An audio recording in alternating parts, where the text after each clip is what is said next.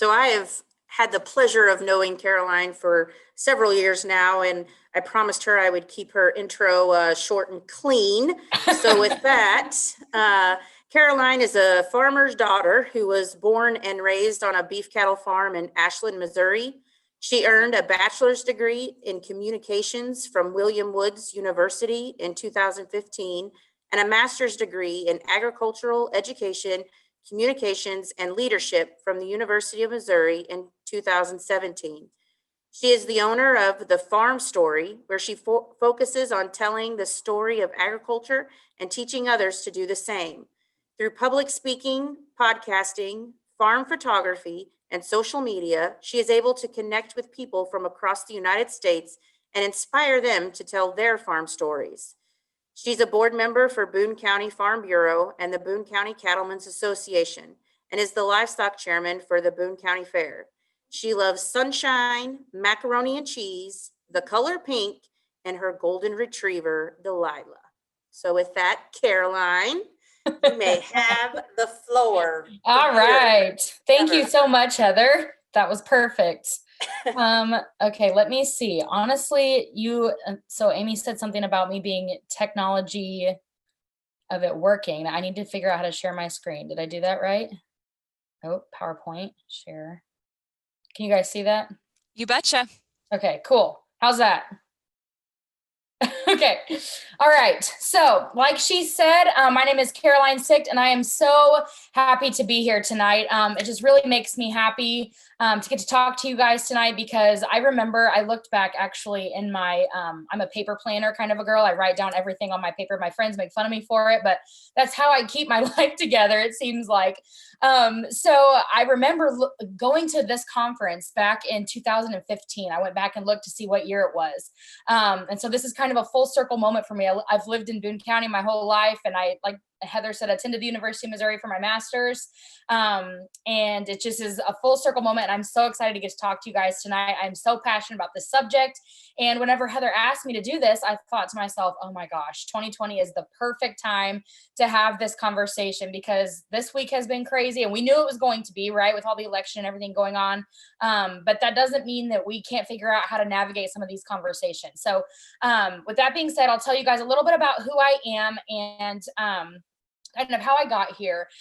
So as you can see in this picture, I'm in a Tweety Bird swimsuit with a bucket calf pulling on a halter. I've grew up on a cattle farm. I've loved cattle my whole life. And I've just really had a passion for agriculture and just talking to people about agriculture. And so, you know, I grew up, I was a softball player, and I did FFA at the same time. So in high school, I played softball. Third base was my position. And then I did FFA. So it was softball in the fall and FFA in the spring. And I made it both work. And I was very passionate about both things. And so on the really crazy weekends growing up, I would go to a cattle show and a softball tournament all in the same weekend. And bless my parents' heart, they would drive me all over God's green earth to go to all these things, and just to make sure that I had the best childhood possible. So I will forever be thankful for them for that. And so when it came time for Caroline to decide where to go to college, it was like, okay, what do I want to do? Do I want to play softball, because I was getting some offers from schools to play on scholarship? Or do I want to pursue an ag degree? You know, how am I going to make this all work? And the way that the stars aligned for me, and the way that it all kind of fell together, is the school that I ended up wanting to go to the most did not have an ag program of any kind. They have equestrian programs and horses and things like that, which we all know is not the same thing as cattle and livestock. It's similar, but not the same. And that's kind of how it all happened for me. Was I decided to go play ball, and I was like, okay, well, you know, I still have my love for the cattle and I love doing all of that, but you know, I just feel like I'm being called to go play ball. So that's what I went and did. And I played softball at William Woods for 4 years. And I learned so much while I was there, both in the classroom and on the softball field, but also about the ag industry. And I'll kind of get into that in a little bit. But I was the only one there, not the only ones at school. It was a small school, but I was one of the only ones there that grew up on a farm, that knew what it meant to go home and have cows in the field behind the house, and to pull a calf on the weekend, or feed hay with dad in the winter. The people that were around me, that were in my classes and on my team and things like that, many of them did not know what it meant to do all of those things. So like I said, I'll get into that in just a second, but it was just it was a very interesting thing that I learned. So then I moved on to get my master's degree at the University of Missouri. And that was a great experience. I loved everything that I learned there and loved everybody that I met. And it was a great place to be. But while I was there as well, I was just, my life continued, and I continued to talk to my friends from college. And I just was more aware of the fact that people didn't know where their food came from. My friends from William Woods would come up to me when I was there and say, "Hey, Caroline, we saw some cows on the way to Columbia yesterday." I'd be like, "That's great, you guys. I don't know why you're telling me that, but good for you. Congratulations." And I just learned that the more that I talked about things, and the more that I shared on social media, and the more that I just would share my farm story, people were learning about it. People were listening. They were connecting the dots between cows in the field and me sitting at the table next to him in the dining hall, or at class, or whatever, at practice. My teammates, bless their hearts, would wake me up on the bus. I'd be asleep. And if you know Caroline well, you know you don't wake Caroline up. I'm not a morning person, really, but they took it upon themselves to wake me up and to say, "Hey, Caroline, there's cows out the bus window." That was really fun. But they would see cows and they would connect it with me. And so over time, I got to thinking, okay, it's because I love it, and because I'm talking about it so much, that they love it and they're interested in it. And that had never happened before. So I took all of that with me. Moving forward, I got my master's degree. And during this kind of master's degree, I call it the in-between time, I was living at home, and I wasn't really sure what I wanted to do with my life and all of these things. I had an experience where I was volunteering at our local food bank, and somebody that I was volunteering with, I'm going to tell a story on myself here, a little embarrassing story. We were, packing our bags, and I don't remember what we were packing now, hot dogs or noodles or something. We were putting it all in whatever, and it was around Thanksgiving. And, we were talking about, oh, what's everybody going to do for Thanksgiving? What are we cooking? And all these things.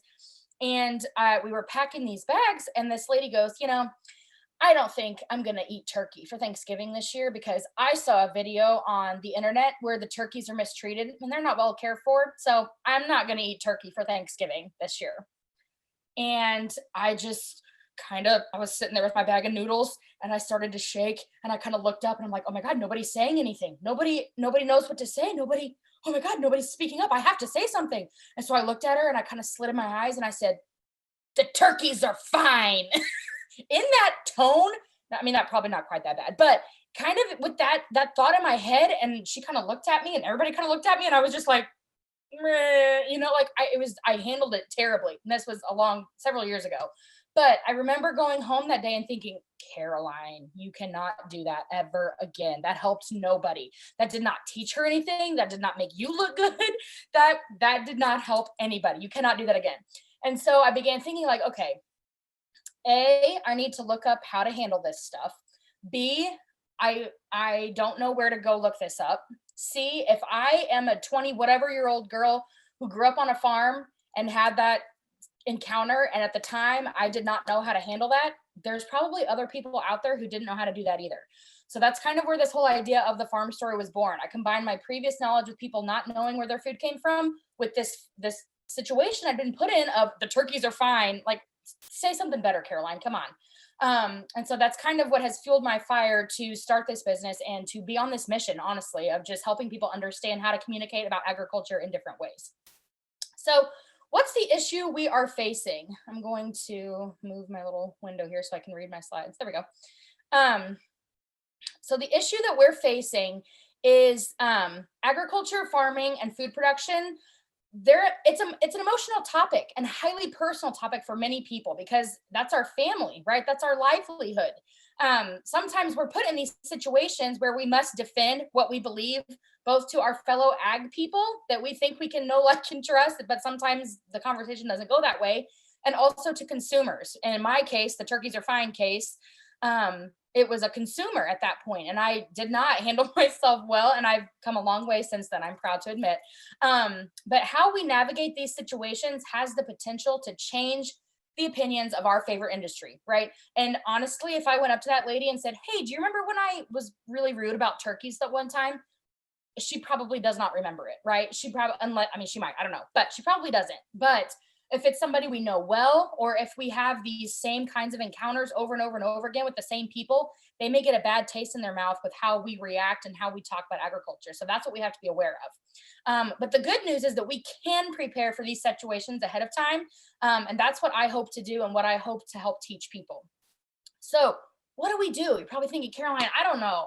I just don't know about all this. This is kind of a weird thing. I've never thought about this before, but we're going to talk about it today. So there's ways that you can get prepared. And in the handout that I sent to Heather to give to you guys, it's actually more of a worksheet, and we're not going to do it tonight just to save time, but it looks like this. And there's 3 different spaces to write some of these things that we're going to talk about right now. And then on the back, there's a place for some extra brainstorming room and things like that. So the first thing that you can think about is, what is your farm story? Okay. And I talk about that a lot on my podcast and on my social media feeds and things like that. Everybody has a farm story. Okay. And it's similar to an elevator pitch. If you're familiar with that. So an elevator pitch is basically, if you get on the elevator with somebody and you have like 4 or 5 floors to tell them, if somebody gets in the elevator and says, oh, so what do you do for work? You have that amount of time to tell them what you do for work, or why you're at the building you're in, or, whatever. It's that short amount of time. There's elevator pitches for all kinds of different things. But in this case, your farm story is kind of like your elevator pitch. So it's 1 to 2 sentences about your farm, your family history, or your passion for agriculture. So it could be somebody asking you the question like, oh, so what's your farm like? Or what do you do for a living? Or so do you like farming? Or why do you like farming? Or something like that. People ask those kinds of questions. And a lot of times people don't really know what to say because they haven't thought about it. And honestly, writing 1 to 2 sentences and keeping it short can be hard. And if you've never thought about that before or tried to do it that way, then it can be really hard to do it. And so my advice is to write it down on your worksheet. The first thing says write your farm story, so you can write that down. Write your 1 to 2 sentences, and then do your best to memorize it, or at least a version of it, to where when somebody asks you, so who are you? Where do you farm? I can say, my name is Caroline. I'm from Ashland, Missouri. I live on a beef cattle farm, and I'm really passionate about talking to people about agriculture and hoping to share its story to everybody that will listen, right? That's kind of my personal elevator pitch. My business has a different elevator pitch. My family's cattle business has a different elevator pitch, because those are 3 very different things. And so that's one thing that you can do to kind of talk about agriculture in that way. So the next thing would be some quick facts. So 3 to 5 quick facts about the industry you're involved in. And I talk a lot about telling the story and keeping it very emotional. We're going to talk about that a little bit tonight. So I'm not one to not advertise, but really promote using a lot of facts and figures and charts and things like that, at least at the beginning. If you're sitting next to somebody at a basketball game and something like this gets brought up, and you start talking about the percentage of cows that produce greenhouse gas emissions, I mean, I'm just making stuff up now. They're not going to listen to you probably, unless they specifically ask you about that. They want to know more about the kid that's running up and down the court who showed his steer at the fair last summer, right? That's what they're going to remember, not the graph that you want to talk about that talks about cow burps or farts or whatever the latest news article is, right? And you can memorize those as well. So you don't have to be an expert in every industry. We're going to talk about that in a second as well. But know yours. So I should know, and this is something that I can improve on as well, is knowing quick beef facts off the top of my head, right? I know a few, or quick farming facts, like 98% of farms are family owned, right? That's an easy one that we can all kind of remember if somebody wants to start talking about, corporate ag or things like that. There's a lot of things that you can do to be prepared whenever somebody talks to you about this. And also, consider your audience. Who are you talking to? Are you talking to a fellow farmer? Because if that's the case, you probably can talk at a little higher level than maybe the mom that's sitting next to you at PTA who has no clue where her food comes from, right? If you're talking to somebody who's in 3rd grade versus somebody who's in high school, those can be 2 very different things. So just kind of consider your audience and who you're talking to. Back to my turkey example. I should have kept it very simple with her, because she was believing things that she had seen on the internet over, other things that she had heard. And so in that specific instance, I could have kept it very simple for her, but I didn't. I just, botched it completely. Okay, so we were talking a little bit about there's the consumer side of things where you're talking to somebody who maybe does not grow up on a farm. And there's also the case where we're talking to somebody within our own industry, right? So on the consumer side of things, again, consider their point of view. When they're coming into this conversation, what are they thinking about? What experiences have they had? Consumers, most likely, again, this is a generalization. If you get into a conversation with them, they probably have little to no experience of farming. They maybe have never even been to a farm. They may have grown up on a farm, but have been removed for several years. It's a wide variety of things that it could be. They could also be unsure how their food is produced. They don't know. If somebody comes up to me and starts talking to me about, I don't know, tennis, I don't know anything about tennis. I don't know what kind of points they have. I don't know what kind of clothes I'm supposed to wear. I don't know anything about the game of tennis, right? And I should, because I took it in PE, but I don't know anything about tennis. So I would know nothing. I might be scared to ask questions about tennis because I don't know. I don't know who to ask. I don't know a single person who plays tennis. So in that example, I would feel a little unsure of how the tennis game goes or how food is produced. They may have been told something wrong, either by the internet, by social media, by somebody they know. They may have been told, well, if you don't eat organic food, then you're going to get cancer, right? Okay. There's all kinds of things flying around about different industries within agriculture that they may have heard. They may have a bad personal experience. Maybe growing up, they lived next to a farm and that man was really grouchy. And every time she kicked her ball over the fence, he said, get that ball out of your yard, out of my yard. Who knows? I'm just using my imagination here because I know some old grumpy farmers who might say things like that. So maybe she's like, oh my God, farmers are mean and I hate all of them, right? Who knows? They may live in an urban area where they have little to no access to cornfields and bean fields, cotton, rice, all the things that we grow here, cattle. They may have never seen that stuff before. I have a friend who worked in an office here in Columbia, and she told me this story about how this girl came to work one day. She was new. She moved here from California, and she came into the office so excited that she had seen buffalo on her way to work. And my friend was like, really, buffalo? Here in Columbia, Missouri, you saw some buffalo. Come to find out, it was some cows that she thought were buffalo and she had never seen before, and she was beyond excited. And I don't blame her. Buffalo are exciting. So if I thought I saw buffalo, I'd be excited too. But that wasn't what she saw. And so maybe she lived in, or maybe whoever you're talking to lives in an urban area like California, Los Angeles, whatever, who it just has no experience. Maybe they have never learned anything about agriculture ever before. Okay, kind of just to sum it all up, they are not interested in it. They don't know. And if you get into a conversation with them, you have to keep all of that in mind, that instead of getting on the defense and just screaming, turkeys are fine, the turkeys are fine, take a step back and think, okay, one of these things, multiple of these things is probably true. And that's why she believed what she saw on social media. She has nothing to compare it to. So now it's my job to be the face of the entire ag industry to speak with her about this. Okay. We'll get into more into that in just a little bit. So if you're talking to somebody that's within the same industry or they're another Aggie, and maybe you're getting into a fight about the best ways to grow corn. Okay. If you're organic versus conventional, if you are talking about pesticides and you're talking about different things, or you're talking about the best way to bale hay, or, all these different things, people have different ways of doing things. And that's the beauty about our industry. There's more than, my dad says this, there's more than one way to skin a cat. And it's, it's kind of a weird expression, but it's true. There's more than one way to do things. So maybe they don't understand the way that you do things. They don't understand, and they think their way is better, right? As hard as it is for us to swallow, most of the time there are reasons why we do things, right? We can list 10 reasons why we wean calves by the sign in the almanac, right? That's the way my family does it. I'm sure there's somebody on this call that thinks that is a bunch of hogwash and that we're crazy for doing it. But my dad has done it that way for a long time. He has a lot of reasons why he does it.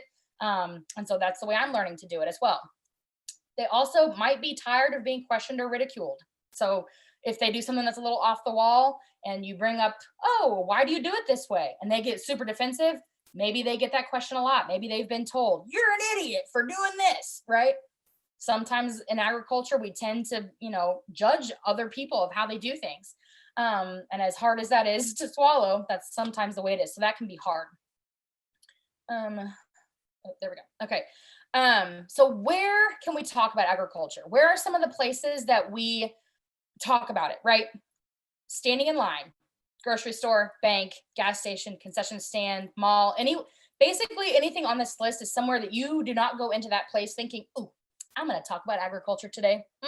That's right. I'm going to do that. When I go in here to this basketball game and sit here with my popcorn, I'm going to sit here and talk about the cows at home. You probably are not thinking that, right? But community events, band concerts, sports games, a fish fry, any kind of fundraiser, social gatherings like a birthday party, a backyard barbecue, dinner with friends, all of these places, agriculture can get brought up. Any kind of appointment you have, a haircut, a doctor, dentist, accountant, therapy, nails, all of those things. The appointments are a big one, I've learned, because you're sitting there with another person most of the time and you got to find things to talk about. So they say, oh, what do you do? There's a perfect time for your farm story, your elevator pitch, right? You can say, oh, well, my farm is blah, blah, blah, blah, blah. Then that opens the door for them to ask you a question and to start that conversation. But really anywhere that you go on a regular basis and you talk to another human being, that has the potential of starting a conversation about agriculture. And you may be thinking in your mind, yep, I can think of several different times when I was somewhere, somebody asked me an off the wall question that I wasn't prepared for, and I maybe didn't reply in the best way. Or I said something and I thought later, oh, I should have said this other thing to teach them more about agriculture. So these are all places that we can take the time to educate somebody. So let's say that it happens. You start the conversation, you say the thing, you say your farm story, and they say, "Whoa, that I don't agree with that," or "Oh, that's dumb," or whatever it may be. Then what do? Then, wah, wah, wah, the thing that you feared this whole time, like, oh my God, they're gonna yell at me, right? That happens. So what do we do? Okay, so before you respond, and this goes for in person and online. So now we were talking about consumers versus within our ag industry. Now we're going to kind of break it down into an online response versus an in-person response. So either way, you need to take a deep breath, right? Before I clenched my jaws and about ripped my bag of noodles in half, I should have taken a deep breath. Before I said, the turkeys are fine, right? I should not have done that. But you need to wait until you calm down before you're responding. If you need a minute to kind of collect yourself and think, you could say something like, wow, that's really interesting. I haven't heard that. Where did you get that information from? And force them, if they say some off the wall crazy thing that isn't right, but you just can't form the thought to respond in a good way, ask them where they learned that from. And then you can say, oh, when they say, oh, well, I saw it on the internet or saw it on Facebook, you can then reply accordingly. But sometimes it just takes a minute for you to kind of compose yourself and think about it for a second. So again, we just talked about the point of view and the experiences. Consider that before you get into a conversation with them, before you reply to them. Think about okay, where are they coming from when they are saying this? That's a big part of this. You're always going to reply or engage in a conversation 100% of the time. And I'll explain why in just a minute. But people learn more from how we reply than what we say. Okay. Again, the lady with the turkeys, I don't know her very well. I do not keep in contact with her still. So I can't say to her, oh, do you remember when I got rude to you about the turkeys? I can't ask her, but there's a chance that she remembers that I replied that way, and she doesn't remember what I said, but she remembers that I got very angry. So that people learn more from how you reply and what you reply than what we say. If you're online, there's ways that you can include photos in your response. So on Facebook, there's ways to, not on Instagram really, but on Facebook, when you go to make a comment, there's a little place in the corner that you can click like the camera or the photo, and you can include a photo in your response. If you're commenting on somebody's post or something like that, if it's appropriate, you could include something like that. I'm just, I always think of like examples in my head. So I'm just picturing if somebody shared an article that maybe was talking about how veganism is the way to go and meat producers are terrible and they treat their animals horribly. I'm just making this up, right? You could comment a picture of your cows at home and say, hey, this is what it looks like at my house. This to me doesn't look like the cows are being treated unfairly. And we'll talk about the more specifics of a conversation and a comment here in just a second, but you can include that photo of your cows that are not being harmed or not being taken advantage of or anything in that response. And if you are online, you do have a little bit more time to respond because you don't have to reply right away if you're online. In person, it's harder. I understand that. But you can look up articles from reputable sources to include if that's appropriate as well. So there's always things to back up what you're saying if you need them when you're online. So here's 3 tips to bridge the gap being somebody that, you know, you've said your thing or they've said something and you all of a sudden you're aware of like, okay, I believe this, they believe that, that's not the same thing. So we need to bridge this gap somewhere. How do we do it? And what I'm about to say will work for agriculture. It'll work for politics. It'll work for whatever you disagree on people with, whether that's, you know, Chiefs versus, I don't know. I'm not a football girl, so Chiefs versus whoever they play. Cubs versus Cardinals. There you go. I'm a baseball fan. Okay, so the first thing is you want to communicate openly and with kindness. That should be just a rule for everybody, but sometimes our temper gets the best of us, or we take it very personally when somebody says something like that. And I've reflected a lot about the turkey situation, and I think at the time when she said that, I felt like personally attacked, even though I don't live on a turkey farm. I felt like she was saying the entire agriculture industry was terrible. That's what I heard when she said that, hence the anger. But that's not what she was saying. Anyway. So the Oreo cookie response is what you want to do. You want to start with positive, negative, positive. The positive, what I always do is I always thank them for their question and comment or begin with a kind statement somehow. So you can say, hey, Sarah, thanks for the comment. I can see where that could be confusing, but here's what I know to be true. And it depends on how well you know the person when you say that. And obviously when you're in person, you don't have to say, you know, thank you for the comment. You could say, you know, thanks for bringing that up, that I understand why you want to talk about this or whatever, but they don't have to engage in a conversation with you about agriculture, about anything else. So by opening that dialogue, I feel like that says a lot about the person and what they think of you. So I hate to even say this is negative because most of the time it's not negative, but they're going to think that it's negative because it's against what they're saying. So I call it confrontation maybe. So you open with the good stuff. Hey, thanks for the comment. I can see where that would be confusing, but here's what I know to be true. So then you come in with the truthful, the information, the stories that you can tell, and you're essentially going to disprove their ideas and share why you think maybe they've been misinformed or why you disagree or whatever. And then after you've made your point in a nice, kind, but truthful way, you can end your statement with, hope this helps, hope all is well with you. Let me know if you have any other questions, things like that. Just wrap it up, tie it up in a nice little bow. Or maybe if you don't want to continue the conversation with them, don't offer up if they have any other questions. Just say, hope this helps, talk to you later, or something like that. But you must reply, especially on social media. And I'll get to that in just a second. But the replying, even if it's short, it just says that we're not hiding anything. We're not afraid to talk about it. We want to talk about it. And so that's really important when it comes to this kind of stuff. So you also want to find common ground and build trust. Okay. So if you're talking to a consumer, one thing that I do a lot is if somebody comes up to me and says, like, again, I go back to the turkey example. I, honest to goodness, don't know that much about turkey production. I'm a beef cattle girl. I am learning, that's one thing. I love agriculture. And so I love learning about how other people do things and other industries do things, but I'm not a turkey farmer. Okay. So instead, I can speak about the character of farmers and the character of the entire industry and not just their actions or the livelihood. Okay. So I know that the turkeys are well cared for because I just know because farmers are good people. And yes, there's bad people that do bad things in everything that we do, or in every industry in this world. But I just know the majority of turkey farmers do it because they love their turkeys. They love turkey production. They care about their animals and the producing the food for the world. That's just the thing that I know. So that's what I can tell somebody else who maybe has a question about an industry that I don't know about. At the end of the day, also, you're very similar to them, right? Everybody that you come across has something in common with you, whether that means that you, if you want to talk agriculture with them, you want to feed your family safe food just like they do, right? You don't want to feed them things that's going to make your family sick. You want animals to be treated with respect, just like they do.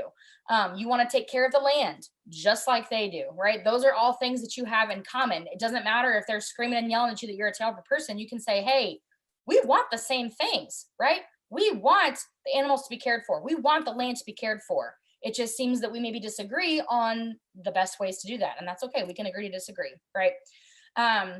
if you want to talk non-agriculture, both of you might be parents. Maybe it's a mom to mom at a school event. Maybe you both have sisters. I'm an only child, so I most of the time I can't say that I have a sister, but if somebody, could say, I have a sister as well, or I have a daughter as well. I have a whatever as well. I'm a lawyer just like you are. I'm a teacher just like you are. You can say all of these things if you know this person. If you don't know them, then it's a little bit harder. But if you know this person on a personal level and they're trying to pick this fight, you can say, hey, we're both teachers trying to feed our families safe food. Those are two things that we have in common. We just apparently disagree on how to do it. So those are some ways that you can find that common ground and show commonality to kind of move that conversation forward. So if you're in the ag industry and you're talking about this, you both have a passion for agriculture or food production or crops or whatever it is. You have that passion, and that's why you're talking about it in the first place. You both have a desire to produce food for the world, okay? No matter what that looks like, whether you have a little garden that you are selling at the farmer's market, that's still agriculture. Or if you have 4,000 acres of soybeans, okay? There's different, those are obviously two very different things, but you both have that desire. You have that passion for agriculture and the land and animals and things like that. And you both are doing it the best way, or the way that you believe is best, okay? It might look very different. It probably does look very different because everybody's different.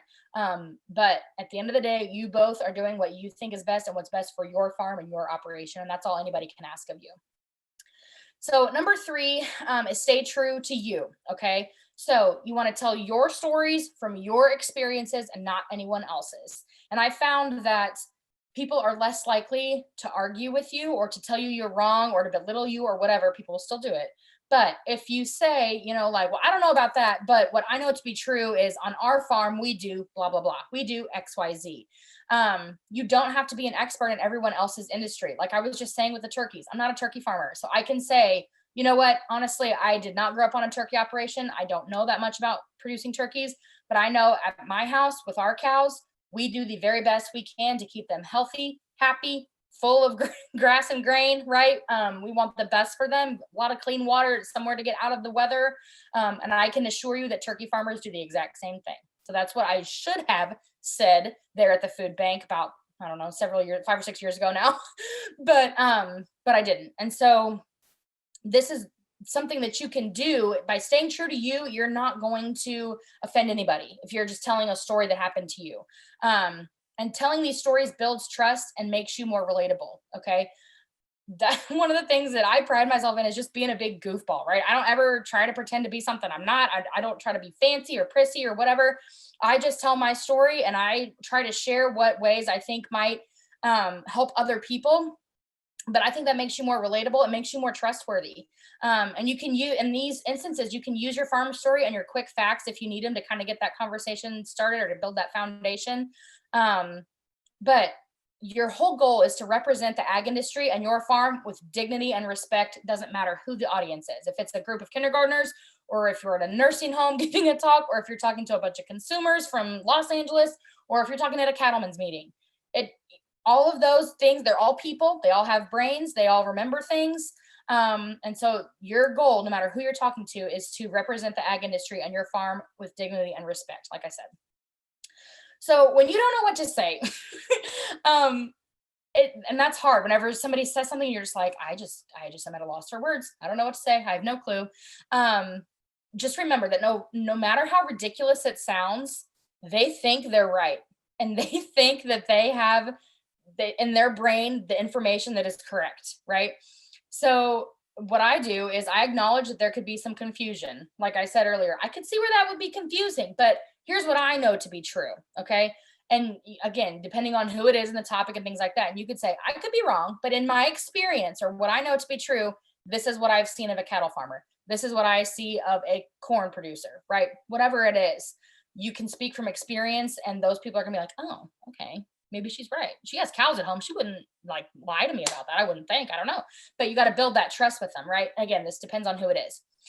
But and once again, when you don't know what to say, go back to speaking to the characters of farmers and agriculturalists and what you know to be true. So and at that turkey example, I should have said, I didn't grow up on a turkey farm, but I know that farmers are good. I just know that to be a fact. And you can also own the fact that you aren't sure of the answer. You can say, I don't have all the answers, but what I do know. So you're seeing a theme here probably where if you're not sure what to say, talk about the facts, the absolute facts that you know, and that's the character of farmers and the things that happen on your farm, right? And at the end of the day, you can always end the conversation with, this is my favorite one to use. I don't want to argue with you. I like you too much to do that, right? Sometimes that's a little bit of a white lie, depending on who it is. But if you just, if you just are trying to, kind of end the conversation and just say like, you know what, this is getting nowhere. This is not productive. Just kind of wrap it up and just say, you know what, we can agree to disagree. Clearly we're not on the same page. I don't want to argue. I like you too much to do that. Let's talk about something else, or physically walk away or something like that. That's always a good thing to say. So I'm not sure if you can read this or not. Obviously it looks like a lot of writing on there. So this was a comment on my personal Facebook page last summer when the whole Fair Oaks video came out, the dairy video. If you're not familiar with that, last summer, a video, an undercover activist video was released by members of different animal activist groups that had worked at Fair Oaks Dairy. It's a huge dairy in Indiana. And they are the Fairlife brand. They're the producers that make that Fairlife brand. They're a big dairy. And the video came out, the workers had worked there for several months. It came out that they had been paid by the activist groups and they were kind of there undercover. Nobody knew it, all these things. It was a huge mess. The video made you sick. Even those of us in agriculture, you watched it and you're like, okay, that was hard to watch. That was really hard to watch. And it rocked the ag community for several days. If you're familiar with the video, you may probably remember it. But so one thing really quick on that, if something like that happens, you never want to share the video itself. Okay. You always want to make posts and share your own videos or your own pictures or something like that. But even sharing the video and saying, wow, this is terrible. I can't believe that animal activists would do this. This is not how real farms are. Doing something like that just gets that video in front of more eyes, right? And we want to minimize the amount of people that see the actual video. So what I had shared on my Facebook page that this comment came from, the CEO had come out and, made a statement, and I thought that he handled it very well. And so I shared that statement. It wasn't the actual video, but I shared that statement and I said, I can't imagine dealing with this. This would be a nightmare. Prayers for this family and this farm and all the things. And so this girl that commented and said, I'm sorry. And she was actually a softball player and a friend of mine at William Wood. So it all kind of comes full circle here, but she's a very big cat and dog lover. She said, I'm sorry, but I'm not buying it. I get that the video is only showing one side, but he's only upset that his company got caught. How do you know the condition of the housing you're keeping the calves in? And how unsafe is it to the point that the calves are dying? If they do so much training, then they should not fire all the witnesses who chose to stand around watching and reporting. Obviously, the training isn't helping if that's the case. You guys can read it. She ends it with, it's heartbreaking. Okay, so this is somebody that I played ball with for 2 or 3 years. She was younger than me, but she's a good friend of mine. She was around me. She knows that my family has cattle, that we take care of our stuff. She's from a fairly rural part of Missouri. So for her to even see that video and not buy it, that's where some of this comes in, is people still believe what they see on the internet. So you can see my comment here, my reply back. I did the Oreo cookie method. I said, hey, Han, thanks for the comment. I can definitely understand where your questions and concerns come from because all of us in agriculture have many of the same ones. I don't have all the answers, but what I do know is that Fair Oaks is a large operation that in my opinion is very well run. Again, I said what I do know and in my opinion. So I could, somebody else could have a different opinion and that's fine. I actually have visited Fair Oaks. We went there on an FFA trip for National Convention. And they have a lot of really good ag ed stuff there. If you haven't been there and you have the chance, I highly recommend it. So anyways, I went into all of those things kind of that I just talked about. And I, described kind of what had happened. And so then at the end, I said, hopefully I shared my thoughts in a way that you could understand my viewpoint. If not, we can agree to disagree. Hope all is well with you in California. So she has since moved to California and I hadn't seen her in a while at the time of this comment. And so as you can see, one person liked her comment, but 7 people replied to mine or reacted to it. They liked her, they loved it. And I remember back thinking that, okay, so those 7 people on that reacted to that comment that I typed on there, they did not like my post. They did not comment in any other way on that post besides liking that comment. So when you reply to things, the easy thing would have been to read that comment from a friend of mine and be like, oh my God, I would rather just go crawl in a hole and die and just not even, I think I'm just going to delete it. You know what? I'm just going to delete that she wrote that. That was really mean. But I read it and I was like, oh, okay. Didn't expect that to happen. And again, this is online, so I have the luxury of doing this. And so I thought about it. I crafted the response and I typed all of that stuff out. And the conversation went on. And at the end of it, she was like, I see your points and I understand how that could definitely be the case, but I'm just saying that video made me sad or something like that. And so we came to a good agreement at the end. I didn't want to make you guys read the whole thing, but you can see how replying like this with a thought out comment that has that Oreo cookie kind of setup is a good way to reply to something like that. She's not mad at me. She's not, doesn't, hate me by any means. We just had that disagreement. We had that conversation on the internet, and she hopefully learned something and was at least able to see the agricultural side of you. So this is kind of the same thing. This was on a fake meat article that I shared. So this is my grandma at the top. She says, yuck. Whenever I shared something about, I don't remember, it was Beyond Meat or something like that. And this girl commented, the thought of meat contaminated by fecal bacteria doesn't gross you out as much as the thought of meat being produced in a sterile environment. So I thought, oh Lord, okay, first of all, she's getting into it with my grandma. So I got to put a stop to that right now. My grandma comments on a lot of things that I post because that's what grandmas do, right? And so I jumped in and I said, hey, Rachel, it sounds like you've done a lot of research on this topic. And I love that you're so interested, which that is a genuine statement. I love that people are interested in food production because that's how we make progress. And that's how we're able to teach people. And so then I said, meat actually isn't contaminated with fecal bacteria. There are strict tests and inspections to make sure that nothing like that is in your meat when you eat it. Your meat is safe, I promise. I would really like to see the research article where you found this info. So then she didn't reply to that. She said, well, what about the Jack in the Box E. coli break that happened in the 90s? Okay. And so then I replied again and I said, I'm not familiar with that particular example, but what I can say is if it was in the 90s, that was almost 20 years ago, and that a lot of things have come a long way and improved since then. So I included some other statements, and then I said, I don't want to argue with you, Rachel. I like you too much to do that. We can agree to disagree. Have a wonderful Thanksgiving. So she replies and says, have a good Thanksgiving too. So she didn't want to argue. She was just trying to, I think, understand it. I'm not really sure. But again, those are some ways that you can have that conversation and remain positive. But then at the end, if you're done with it, just end it. Right. And I would suggest not going more than 2 or 3 comments back and forth, because once it gets more than that, even 3 comments is probably too many. People don't want to read all that, and they make them reading your comments and learning from it is lost because they're like, okay, they're just fighting. I'm not going to read that, right? They don't want to see that. But the fact that, I'll go back to my example here, that big comment, 7 people reacted to it and they didn't say a word anywhere else on my post, that tells me that people read it and that they liked it or loved it, and then they moved on. So it's just something to keep in mind. So all of that to say, here's the facts, right? Not everyone is going to agree with you. And I am an Enneagram 2. If you're familiar with the Enneagram personality test, I'm a 2. I'm a helper. I'm a people pleaser, right? I want everybody around me to be happy all the time. But that's hard whenever you're talking about things like agriculture and politics and just the craziness that's going on in these days. So not everybody's going to agree with you all the time. A civil conversation about agriculture is a good conversation about agriculture. Even in those 2 examples that I just shared, I was talking to people who were on 2 different sides of the fence on those issues.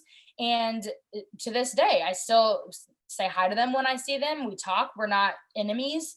But I like to think that I shared something with them that maybe at least made them think twice and think, okay, Caroline is always talking on her social media and in person about how much she loves farming and loves agriculture. And this is what she's saying. So maybe I should believe what she says instead of the other information that I've seen somewhere else. And so my whole goal for people is just to start more conversations, tell more stories, and educate more people. That's really, at the end of the day, if we're talking about agriculture anywhere, any of those places that we talked about earlier, from the line at the bank to the seats at the basketball game, you have an opportunity to educate somebody about the best industry in the world, right? And we have to take those everyday instances and teach people about agriculture. Because at the end of the day, this is what agriculture is to us, right? I took all of these pictures. This is my family's farm. And these were all taken within a 5-mile radius of my house. My family doesn't have any row crops, so I did borrow my neighbor's beans and corn. But all of these I see every single one of these places on a daily basis. And think about somebody that lives in LA, Chicago, New York, any of those places. Do they see stuff like this? Probably not, unless it's on the internet, right? So we have to be able to tell that story to those people wherever we see them in whatever way. So this is one of my favorite examples that kind of just ties everything together. So this is a friend of mine. She lives in Oklahoma. She's actually a professor at Oklahoma State University in the ag communications field. And she said, hey, I haven't checked in a while, so I thought I'd share about how I talked to my hair lady about ag today. She went home and immediately checked her chicken, and she texted me, yep, I was right. It says no added hormones or steroids. Then in small print, it says hormones and steroids in poultry are illegal. She was shocked. Go me for educating somebody today. Hope you're doing well. So she just was telling me that she went to get her hair cut and that they somehow got onto a conversation about chicken. Do you think so? Then she was able to educate her then about the labeling, which is a whole nother tangent I could get off of, is food labeling. But my point is, do you think that hairstylist thought to herself, okay, I'm going to go to work today and cut all these people's hair, and I'm going to learn about how chicken is produced? Probably not. Do you think my friend went to get her hair cut and thought, oh, I can't wait to tell my hair lady about how chicken is produced, right? Probably not, but this is what happened. And so she educated somebody right then, right there. And she took a chance, because that lady could have said, oh, well, you're terrible for thinking that chicken that I buy that's $8 a pound versus whatever, she could have gotten in an argument while she's got scissors in her hands. So that was pretty brave on my friend's part. But that's an example of somebody that took that opportunity to educate somebody in that space. So I will now take any questions that you have. If you want to check out anything that I've got going on, I've got a podcast, I'm on Facebook and Instagram, and then my website is there as well. And we just talk about this kind of stuff all the time over there. So I love what I do, and I love getting to talk about that kind of stuff. So does anybody have any questions? Oh, there's a chat. Let me see. Okay. Let's see. Oh, you love my humor. That's great. I think I'm funny. Yeah, if anybody has any questions or anything, type it in the chat. Oops, sorry about that. Yes, there were some questions that came in. Jenna, could you please share those questions? Okay, so our first question says, what if someone has wrong information that they are unwilling to learn from me that it is wrong? Should I keep pushing, or is it better to stop and show composure to other onlookers?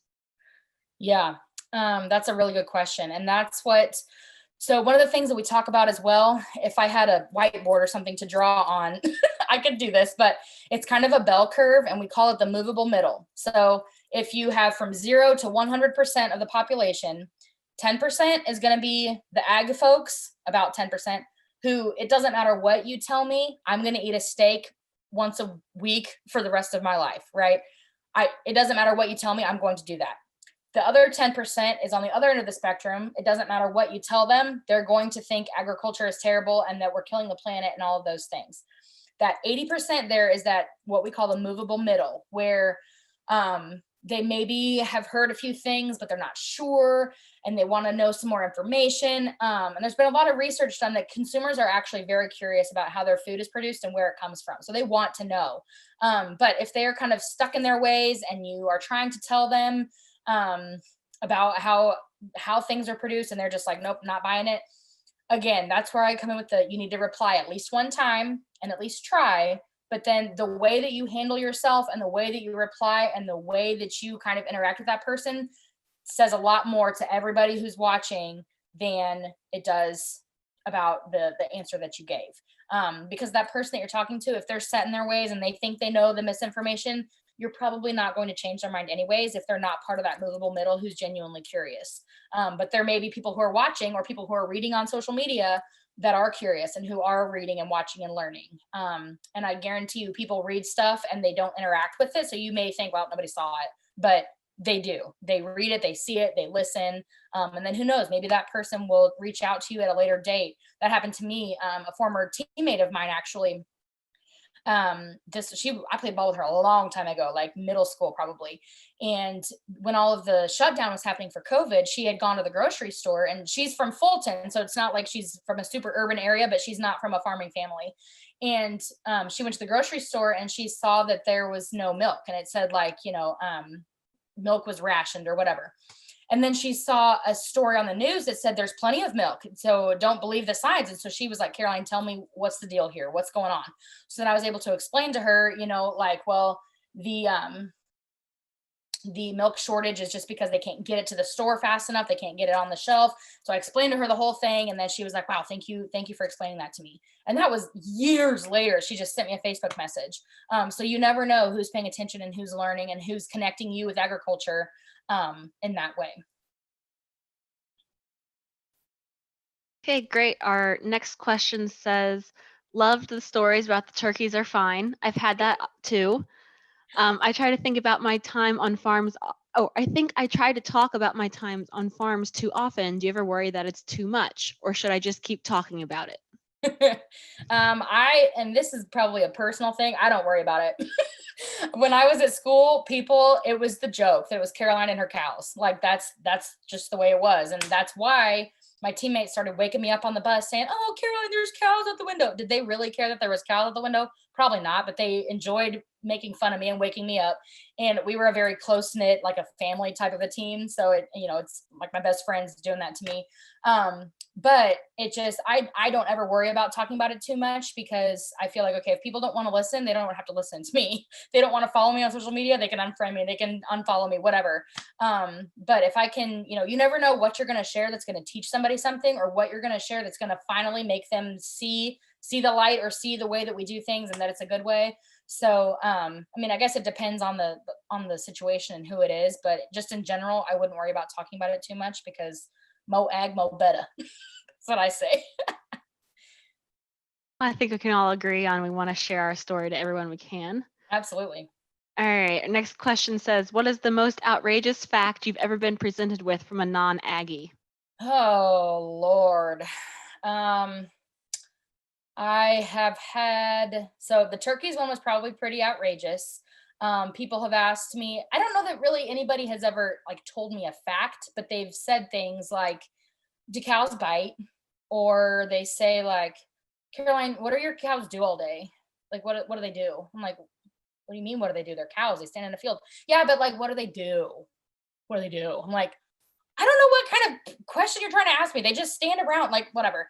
Then another girl that I've crossed paths with, she refused to eat meat or wear any kind of leather or any kind of animal product, because she wanted to save the animals and just was concerned about their lives. So that one was kind of off the wall, but just kind of stuff like that. Off the top of my head, I can't think of a fact that anybody has ever said, but I can remember things that like comments people have made that I'm just like, whoa, okay, you're real, you exist, and you think things like that. That's kind of mean probably, but that's, in my head, that's what went in my head. Okay, we've got a couple questions about using social media. They ask, how often do you post on social media, and what social media outlet do you use? Yeah, that's a really good question. So I think what it comes down to, and I get this question a lot, of which platform should I use? What should I do? What kind of content should I create? And how often to do it? That's another one that I get a lot. So me personally, I prefer Facebook and Instagram, because I have a passion for photography. And so I like to take pictures of around the farm and different things like that. And so those two places I think are the best for sharing that type of content. You can do it on other platforms as well. But for me personally, I like to do the pictures, and I think that pictures say 1,000 words, so that you can really show your farm stories and your farms, and you can do videos and just all kinds of good things. So I prefer Facebook and Instagram. I know a lot of farm folks do YouTube, and I would like to get into YouTube as well. But as far as how often should you post, consistency is the key. I try really hard to post every day, but because I lead a busy life and I'm not perfect, I don't always get a post out every day. But I would suggest to post as often as you can, but to keep it consistent. Once every 2 or 3 weeks probably isn't enough. I'd say at least 2 or 3 times a week if you can. And it just depends on what your end goal is. So if it's just your personal page and you're trying to kind of share a few things, 2 or 3 times a week is plenty. But if it's a business that you're trying to grow and you're trying to make money blogging or anything like that, every day is ideal. At least once per day. So, and people will tell you different answers to that. And if you listen to the big like marketing gurus and things like that, they tell you about the shelf life of a post on different platforms. And honestly, all that garbage, I just can't keep track of it.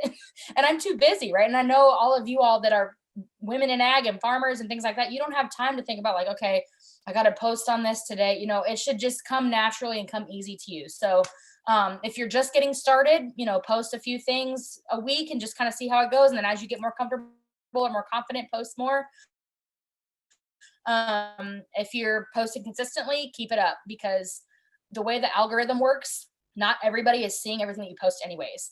The people who you know well, they're going to see pretty much everything that you post, but for the most part, not everybody's going to see it anyways. So put it out there. It's kind of the same thing of do you talk about it too much? Do you post about it too much? If they don't like it, they can unfollow you. That's kind of how I look at it. There's no rule or law that says, oh, I have to be friends with Peggy on Facebook or whoever it is, right? You can unfriend them, you can mute them, you can do whatever. If you don't want to see their stuff, you can do that. And so if somebody wants to complain, just be like, you know what?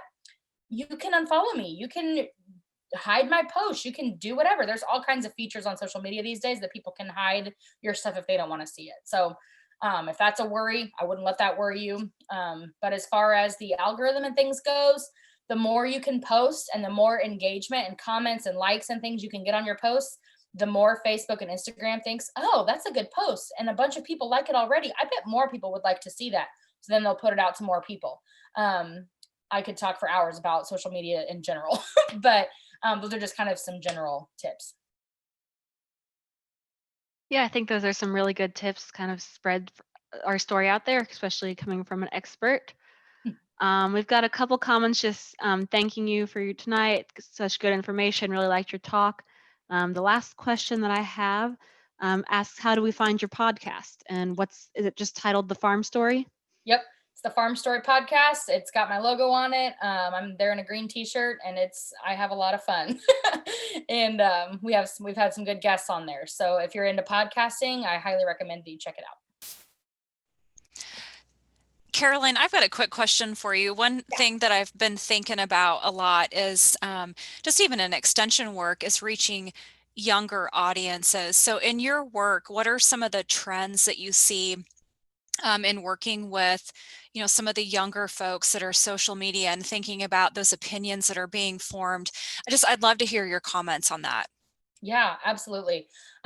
So honestly, there's a lot of people that are in that like FFA college area or age that follow my page. And I think it's because the kids that are that age, social media is not new to them, right? Social media to some of us, it's been around for a long time, but whenever it kind of first started, we were older maybe, and it's kind of newer to us and sometimes, but to them, social media has been around their entire lives. So they're no longer interested, most of them, with posting stuff just for the sake of posting it. I hear a lot that like they want to use their social media for something good. You know, they're kind of bored with all the people that just, you know, do it for basic reasons. They want to do something with it. So I get a lot of questions from kids in the high school and the college space that are like, I want to start a farm blog. How do I do it? I want to do this. How do I do it? I want to start a YouTube channel. YouTube channels are kind of the hot thing right now. And so I think that they're so interested in using social media to promote agriculture. They just need kind of some guidance. And I'm so proud of them. I judged an FFA speaking contest last night down by the lake area. And the topic was how to advocate for agriculture after graduation. And every single speech included social media in it. And it just, I think, is a testament to when I first started this business a couple years ago, my main message was, you know, we need to use social media because at the time people kind of, I mean, they were, but they weren't, but it has exponentially grown the last few years of people just actually using social media to promote agriculture. And so now I've kind of shifted into being the how, not so much just the telling them you need to do it, but telling them, okay, this is how you do it. this is how you share your message, things like that. So in my experience, the high school and the college age kids are extremely interested in sharing their stories. They just need some help and some guidance, and just to know what to do and how to do it best. Does that answer your question? Yeah, so would you say that they're more socially conscious and want to be active in that area? Is that what you see? Mm-hmm. Yep. I do think that they're smarter than people give them credit for. I hate to talk about them like they're aliens or something, but they're aware of what's going on in the world. They're aware of how they show up on social media.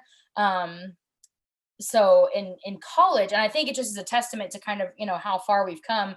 When I was in college, my softball coach had a rule that we could not post any pictures on our social media with alcohol or anything in them at all. Like, even if it was just in an unmarked cup, she was like, I know what's in that cup, so just don't put it in your pictures. Because and later on down the road, whenever employers and things are looking at Facebook and social media, she didn't want that to be on there, later on down the road, and she didn't want us to ruin our lives in college, which I greatly appreciate. And so I think a lot of the high school and college age kids are they're aware of things like that. Not all of them, again, but I feel like a lot of really good kids are followers of mine, and they are in different groups that I have and things. And I can't say enough good things about them. And so I think they're aware, and they want to do the work. They want to share their stories. And I think there's a huge wave of agricultural advocates coming right out of whatever generation is behind me. I guess I'm technically a millennial. I don't know. I'm not cultured enough to know that. But the one that's coming right behind me, I mean, they're going to do some really big things, and I can't wait to see what they've got up their sleeves.